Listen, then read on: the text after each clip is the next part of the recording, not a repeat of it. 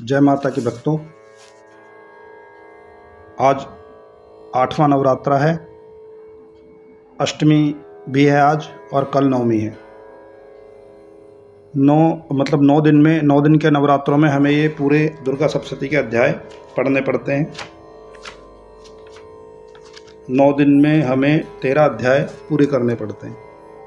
तो आज मैं 9वां, 10वां और 11वां अध्याय पढ़ता हूँ, सुनिएगा और प्लीज़ कमेंट भी करिएगा और सब्सक्राइब भी मेरे चैनल को।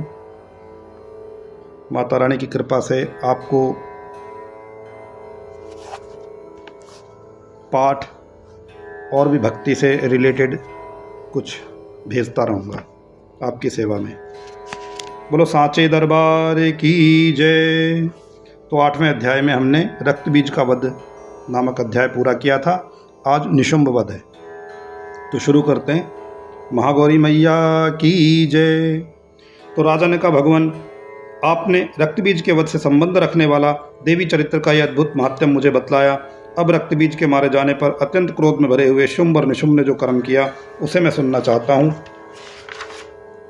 तो ऋषि कहते हैं, राजन, युद्ध में रक्तबीज तथा अन्य दैत्यों के मारे जाने पर शुंभ और निशुंभ के क्रोध की सीमा नहीं रही और अपनी विशाल सेना इस प्रकार मारी हुई जाती देखकर निशुंभ अमर्ष में भरकर देवी की ओर दौड़ा और उसके साथ असुरों की प्रधान सेना थी। उसके आगे पीछे तथा पार्श्व भाग में बड़े बड़े असुर थे जो क्रोध से होठ चबाते हुए देवी को मार डालने के लिए आगे आ गए।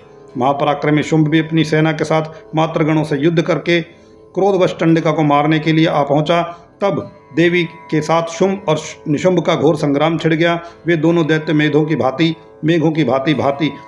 बाणों की भयंकर वृष्टि कर रहे थे और उन दोनों के चलाए हुए बाणों को चंडिका ने अपने बाण समूह से तुरंत ही काट डाला और शस्त्र समूह की वर्षा करके उन दोनों दैत्यपतियों के अंगों में भी चोट पहुंचाई। निशुंभ ने तीखी धार वाली तलवार और चमकती हुई ढाल लेकर देवी के श्रेष्ठ वाहन सिंह के मस्तक पर प्रहार किया। अपने वाहन को चोट पहुंचने पर देवी ने छुरप्र नामक बाण से निशुंभ की श्रेष्ठ तलवार तुरंत ही काट डाली और उसकी ढाल को भी, जिसमें 8 चांद जुड़े हुए थे, खंड खंड कर दिया। ढाल और तलवार के कट जाने पर उस असुर ने शक्ति चलाई, किंतु सामने आने पर देवी ने चक्र से उसके भी 2 टुकड़े कर दिए। अब तो निशुंभ क्रोध से जल उठा और उस दानव ने देवी को मारने के लिए शूल उठाया, किंतु देवी ने समीप आने पर उसे भी अपने मुक्के से मारकर चूर्ण कर दिया। तब उसने गदा घुमाकर चंडी के ऊपर चलाई, परंतु वह भी देवी के त्रिशूल से कटकर भस्म हो गई। तदंतर दैत्यराज निशुंभ को फरसा हाथ में लेकर आते हुए देखकर देवी ने बाण समूह से घायल करके उसे धरती पर सुला दिया। उस भयंकर पराक्रमी भाई निशुंभ के धराशायी हो जाने पर शुंभ को बड़ा क्रोध हुआ और अंबिका का वध करने के लिए वह आगे बढ़ा। रथ पर बैठे बैठे ही उत्तम आयुधों से सुशोभित अपनी बड़ी बड़ी 8 अनुपम भुजाओं से समूचे आकाश को ढककर वह अद्भुत शोभा पाने लगा और उसे आते हुए देखकर देवी ने शंख बजा, धनुष की प्रत्यंचा भी अत्यंत दुस्सह शब्द किया। साथ ही अपने घंटे के शब्द से, जो समस्त दैत्य सैनिकों का तेज नष्ट करने वाला था, संपूर्ण दिशाओं को व्याप्त कर दिया। और तदंतर सिंह ने भी अपनी दहाड़ से, जिसे सुनकर बड़े बड़े गजराजों का महानमद चूर हो जाता था, आकाश पृथ्वी और 200 दिशाओं को गुंजा दिया। फिर काली ने आकाश में उछलकर अपने दोनों हाथों से पृथ्वी पर आघात किया। उससे ऐसा भयंकर शब्द हुआ जिससे पहले के सभी शब्द शांत हो गए। तत्पश्चात शिवदूतों ने दैत्यों के लिए अमंगलजनक अट्टहास किया और इन शब्दों को सुनकर समस्त असुर थर्रा उठे। किंतु शुंभ को बड़ा क्रोध हुआ और उस समय देवी ने जब शुंभ को लक्ष्य करके कहा, ओ दुरात्मन, खड़ा रहे। तभी आकाश में खड़े हुए देवता बोले, जय हो माँ जगदम्बा। शुंभ ने वहां आकर ज्वालाओं से युक्त अत्यंत भयानक शक्ति चलाई। अग्नि में पर्वत के समान आती हुई उस शक्ति को देवी ने बड़े भारी लूके से दूर हटा दिया और उस समय शुंभ के सिंहनाद से तीनों लोग गूंज उठे। राजन, उसकी प्रतिध्वनि से वज्रपात के समान भयानक शब्द हुआ जिसने अन्य शब्दों को जीत लिया। शुंभ के चलाए हुए बाणों के देवी ने और देवी के चलाए हुए बाणों के शुंभ ने अपने भयंकर बाणों द्वारा सैकड़ों और हजारों टुकड़े कर दिए। तब क्रोध में भरी हुई चंडिका देवी ने शुंभ को शूल से मारा और उसके आघात से मूर्छित होकर पृथ्वी पर गिर पड़ा। इतने में ही निशुंभ को चेतना हुई और उसने धनुष हाथ में लेकर बाणों द्वारा देवी काली तथा सिंह को घायल कर डाला। फिर उस दैत्यराज ने 10,000 बाहें बनाकर चक्रों के प्रहार से चंडिका देवी को आच्छादित कर दिया।